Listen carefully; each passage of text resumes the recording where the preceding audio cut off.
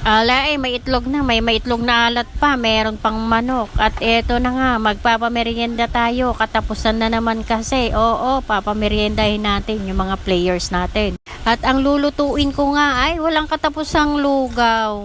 Pero ito hindi basta-bastang lugaw dahil may halong pagmamahal at effort ng manang ninyo. O di ba napakasarap. 'Yun ang importante, yung pagmamahal at effort sa lahat ng ginagawa mo. Lalo na kung sa pagkain ay nako lalabas yung talagang lasa sa niluluto mo. Aba kung galit ka baka naman mapait ang labas ng luto mo. Kung masama naman ang loob mo sa pagluluto mo, nako, baka masunog o di naman kaya lasang wala lang. Natutunan ko din kapag lugaw ang iluluto mo, nako, gilingin mo yung mga rekado kasi mamumuot at pupunta mismo doon sa lugaw yung pinakalasa ng mga rekado.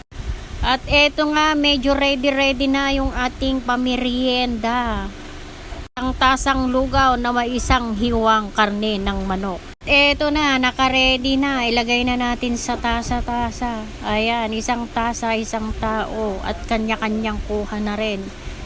O, ayan, nagsikuhanan na sila kasi nga gutom na rin sila. At eto naman yung sa akin, o, di ba may itlog na may chicken pa, kain tayo.